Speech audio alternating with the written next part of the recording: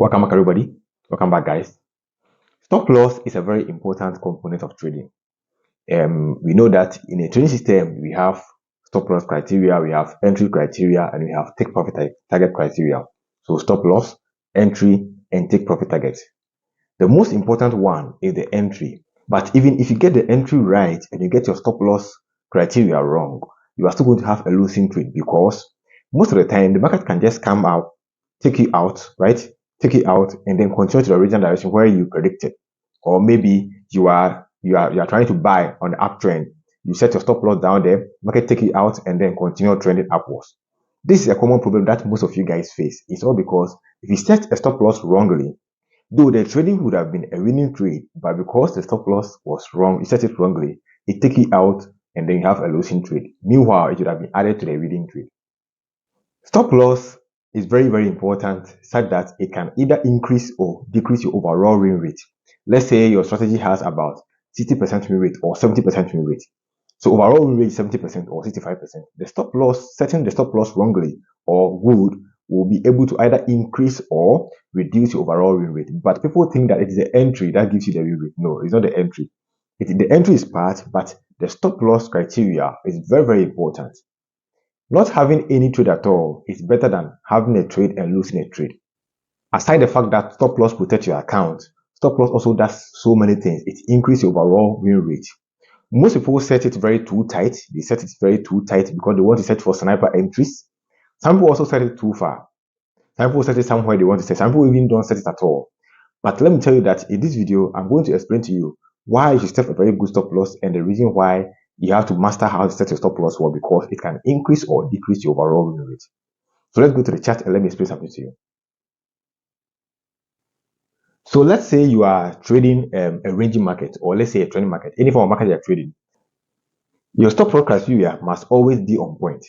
So let's say that I was analyzing this market, okay, some time ago, I think yesterday, I was analyzing this market, and you can see that assuming the market came to this side, right?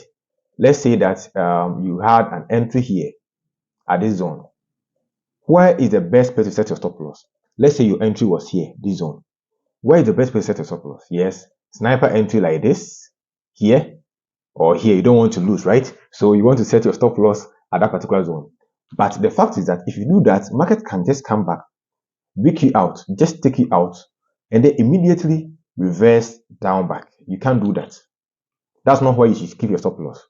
Moreover, you can also keep your stop loss too far away because you are afraid. Then, if you have not even kept the stop loss, it would have been better because it's too far away. If it's too far away, which means your take profit target is going to be very big. And if your take profit target is very big and the market does not reach there, you might not get a winning trade. So the best way to set your stop loss is make sure that at least your stop loss should fit 3 candlesticks. It should be able to contain at least 3 candlesticks minimum of 3 candlesticks, but maximum it shouldn't pass 5 candlestick movement. So let's say the market is here. The first candlestick would have been here, first one, second one, third one. At least supposed to be somewhere here.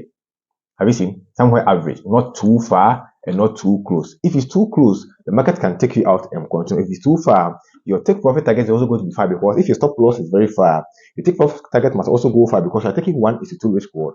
So if the stop loss is very far, take profit target must also go far away, and the market will find it very difficult to reach there. That's why you have to set a very good stop loss, because it affects almost everything. After you enter the trade, the stop loss affects almost everything you do, either you take profit target or your win rate. So make sure that you set a very good stop loss. So what about down here? As me down here, I want to enter a trade down here. Let's say that you have entered a trade. This is your entry, right? Your entry is where the line is. And where should you put your stop loss? Here. You know that if you put it here, the market will come and take you out. The market will come and take you out and continue, right? You don't have a winning trade. So the best place, as I said, at least you should be able to contain at least 3 candlesticks. So you can see that this zone, a very good zone. So if you pull back 3 candlesticks, 1, 2, 3, at least the market will find it very difficult to read there. And even if it's going to wake you out, it can still contain the wicks. So if your stop loss is here, then what will your take profit target be? You are going up, right? So you are going up. If you are going up, then your take profit target will be 1:2, which means you would have taken profit target here at this zone. Is it up to 1:2? Yes. Looking at here, how many pips do you have here? We have about, if you enter here, about 37 pips. Let's say 36 pips. 36 times 2, 72. Yes, it has been past 72, which means you would have gotten your take profit target. But If assuming this zone, your stop loss was too far, those who set stop loss too far, your stop loss is too far because you're afraid it's going to hit, then your take profit target was going to be here. And at that particular moment, you wouldn't have gotten a winning trade because the market did not get there. Have you seen the market did not get there and then it comes and take you out? So stop loss shouldn't be too big and it also shouldn't be too small, but it must be average so that it can contain about 3 candlesticks pullback minimum. Okay, 3 candlestick pullback. If you do that, you'll be able to analyze the market, trade successfully, and then get profit successfully. But if you analyze the market successfully and then you enter correctly, but your stop loss is wrong, it's going to affect both your win rate and your take profit target. That's why stop loss is very, very important. So don't joke with stop loss. Okay, it's very, very important. Aside the fact that it protects your account, it also gives you a whole lot of benefit if you set a very good stop loss. Let's say in a trending market, let's say the market is trending, right? The market is trending beautifully, and you want to enter here. Let's say this is your entry. Let me just screen this one. Let's say this is your entry. Here is your entry, right? Very nice entry. Where should your stop loss be? Yes, far away or here?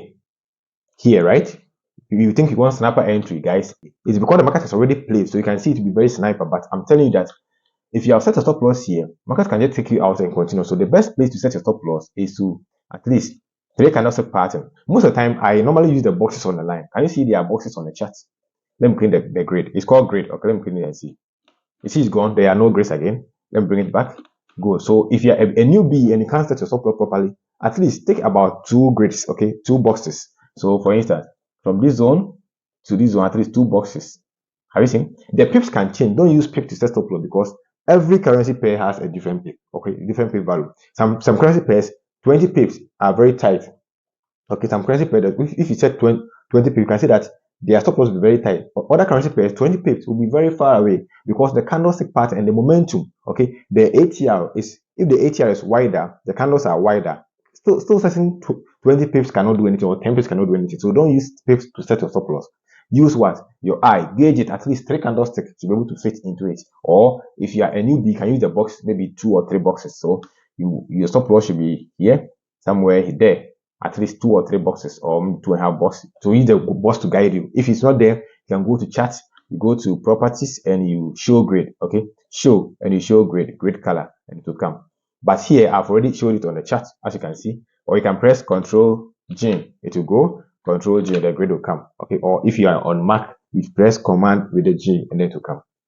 So you set your stop loss here, your take profit target far away. Okay, 1 to 2, and your entry is here. So can you imagine if you have set your take profit target here, this place would have taken out and then you make your profit. This is how we also trade when you are trading a trending market. So setting stop loss is not difficult, but if you don't also set it right, it's going to have a whole lot of impact on your account. It has direct impact on your account.